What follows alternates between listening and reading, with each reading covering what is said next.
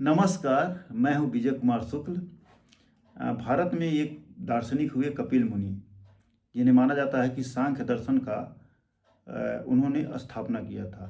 कपिल मुनि का मानना था कि इस दुनिया में या इस ब्रह्मांड में जो भी चीज़ें हैं, सब एक संख्या हैं, एक नंबर हैं और एक डाटा है। इसी तरह से बात ग्रीक दार्शनिक पाइथागोरस ने भी कहा था कि इस दुनिया में सारी एक्टिविटी को संख्या के माध्यम से व्यक्त किया जा सकता है। पर ये तो चेतना और फलसफा के उच्च स्तर की बातें हैं। तब क्या हो कि जब किसी आदमी को एक संख्या बना दिया जाए और वो संख्या ही उसके क्रूर हत्या का कारण बने। जी हाँ, मैं सेकेंड वर्ल्ड वॉर के समय बात कर रहा हूँ उस डिवाइस के बारे में जिसे पंच कार्ड या हेनरिथ डिवाइस कहा जाता था। यह मशीन इलेक्ट्रोमैग्नेटिक सिस्टम पर काम करती थी।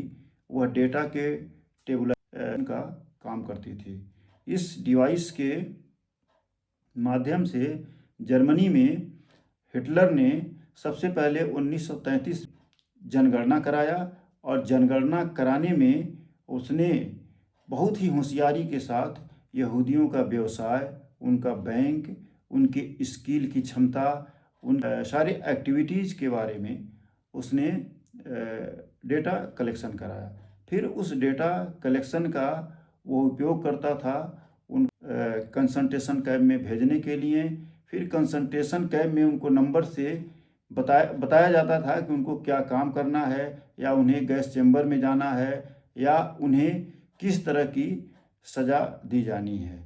इस कंपनी ने IBM ने जर्मन के कंपनी देवांग से मिलकर और वहाँ के यहूदियों को निष्कासित करने में एक बहुत महत्वपूर्ण रोल निभाया है।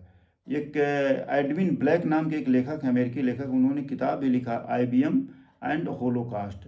उस किताब में उन्होंने विस्तार से बताया है कि कैसे इस कंपनी का मुनाफा 5 साल में $1 मिलियन से बढ़कर और $10 मिलियन तक हो गया था।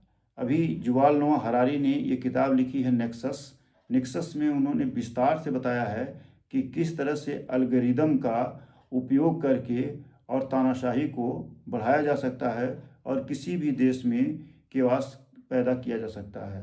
अभी जैसे देखा गया है कि म्यांमार में ऐसे ही स्थिति में कई घटनाएं हुई हैं, या अभी पड़ोस के देशों में कैसे इस एल्गोरिदम का यूज करके और एक अनरेस्ट आया है। तो इसका युval नोआ हरारी ने भी उल्लेख किया हुआ है।